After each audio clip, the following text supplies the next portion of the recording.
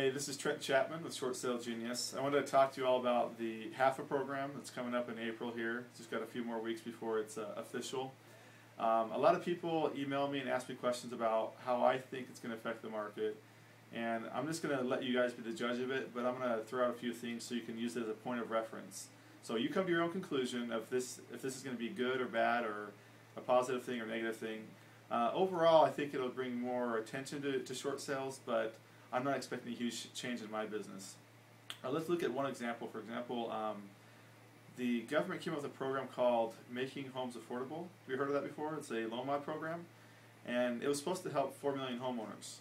Now, last I checked, at the end of January, it had helped about 67,000 homeowners, and another 750,000 plus were in a trial loan mod program, meaning that they're paying a percentage of their monthly payment to try out a loan mod, but they weren't actually approved.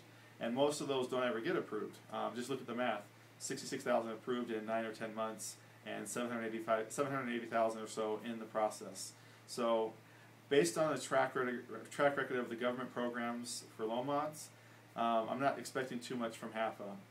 Now let's go to the details of HAFA and why I see this as a hard program for the banks to accept.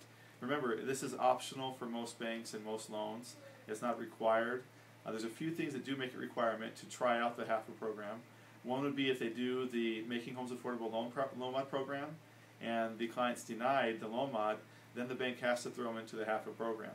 What this is going to do, it's going to cause a lot of banks to stop offering the Making Homes Affordable program or reducing the number of trial loan mods they do, or the process there, just so that they can avoid having to offer more HAFA short sales. Now here's why the banks don't like the HAFA short sale program.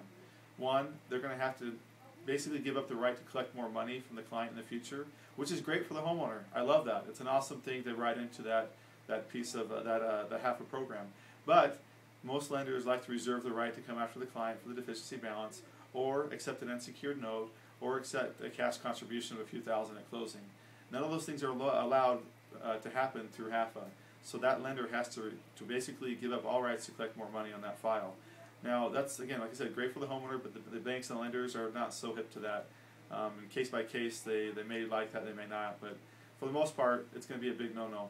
Now what's the incentive for the bank to do this? The banks are going to get $1,000 to basically walk away from the rest of the balance. In some parts of the U.S. that might be okay, in the Midwest maybe, but where I'm in California and most other states that have higher loan values and the higher priced homes back in 2005, 2006, you're not going to see that happening too much. That for $1,000, the banks can give up the right to collect more money. They cannot ask for an unsecured note. They can't ask for a cash contribution. So keep an eye out for that. You won't see this affecting too much the higher priced markets. The other thing is, when you have a junior lien involved with the short sale, that junior lien can only accept $3,000 to satisfy their position. So if the first is losing money, the second lien is losing money, and the first is only allowed to give $3,000 in junior lien, and the junior lien doesn't accept it, no longer does that qualify for HAFA.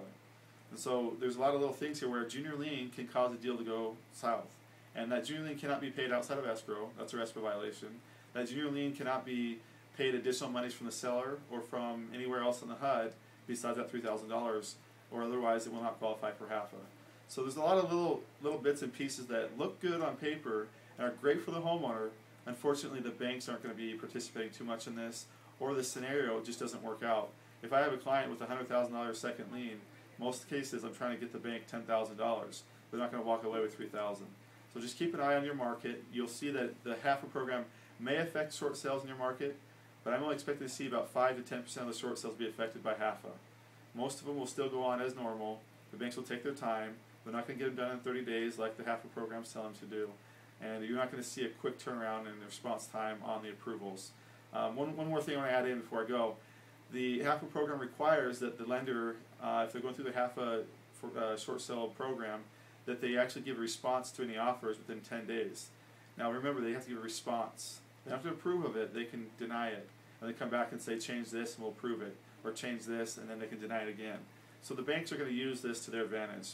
They're going to stretch out the time, as much time as they need, by keep denying the file until they have enough information, enough time to determine, yes, we want to approve the deal. There's a lot of loopholes in this program and a lot of ways for the banks to work around it. So again, keep an eye on your market, but coming April 5th, I don't see a huge change in the business. Again, look back on Making Homes Affordable Loan Mod program. Did that change the industry? No, it didn't. So don't expect the government or the banks to bail you out. You need to figure out how to do short sales for your own self so you can help out your clients to know that they need to do this the way that you know how to do it, and not just go along with the bank says and what the government says. It's good that they're trying, but it's not going to help. We have to do it ourselves as agents. So until next time, we'll talk to you later.